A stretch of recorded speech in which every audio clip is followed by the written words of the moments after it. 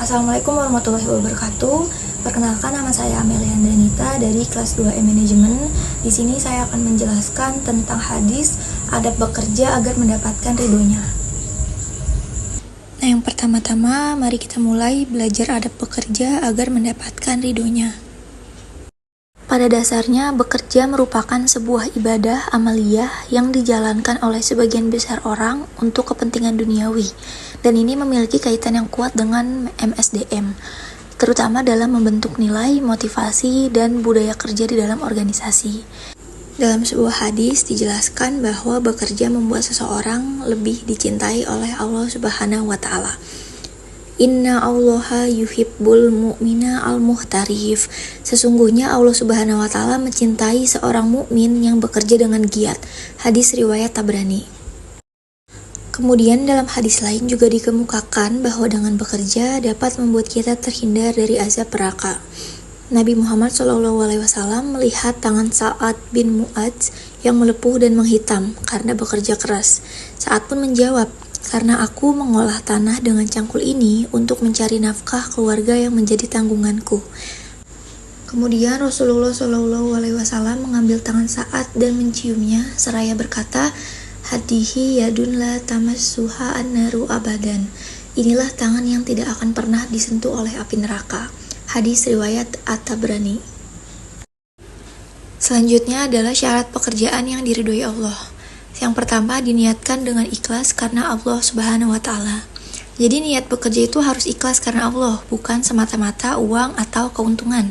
Bekerja adalah bagian dari kewajiban seorang hamba untuk menunaikan zakat, infak, dan sedekah, dan menjadi aset berharga dalam sistem manajemen sumber daya manusia karena memiliki etos kerja dan kontribusi nyata bagi perusahaan dan masyarakat.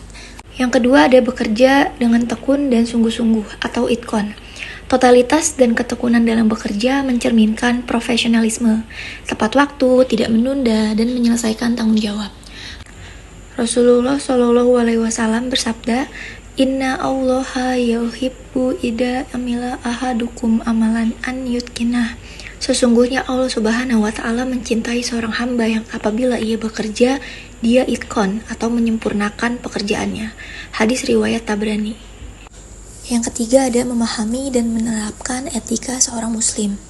Islam mengajarkan agar setiap muslim selalu menjaga etika dan adab, termasuk saat bekerja, agar tetap sopan, santun, dan profesional dalam segala aktivitas. Rasulullah SAW mengatakan dalam sebuah hadis, orang mukmin yang paling sempurna imannya adalah mereka yang paling baik akhlaknya. Hadis riwayat Tirmizi. Selanjutnya yang keempat ada tetap memegang teguh prinsip-prinsip syariah.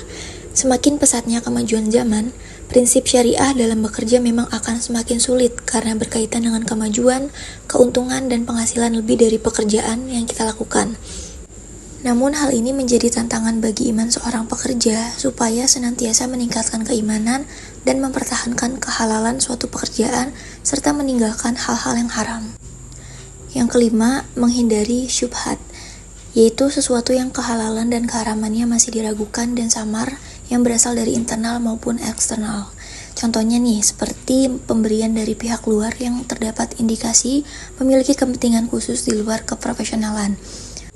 Rasulullah SAW bersabda, halal itu jelas dan haram itu jelas, dan di antara keduanya ada perkara-perkara yang syubhat. Maka barang siapa yang terjerumus dalam perkara yang syubhat, maka ia terjerumus pada yang diharamkan. Hadis riwayat Muslim. Yang keenam ada menjaga ukhuwah Islamiyah, yaitu persaingan dalam pekerjaan pasti bisa saja terjadi, namun perlu diingat ukhuwah Islamiyah antara sesama muslim adalah wajib hukumnya untuk senantiasa kita jaga dan pererat.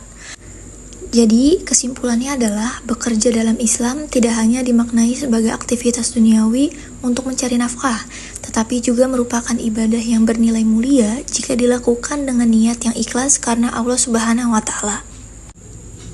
Islam juga sangat menekankan pentingnya adab dan etika dalam bekerja agar pekerjaan tersebut diridhoi oleh Allah dan menjadi jalan menuju keberkahan. Demikianlah penjelasan yang sudah saya sampaikan. Kurang lebihnya mohon maaf, semoga bermanfaat. Wassalamualaikum warahmatullahi wabarakatuh.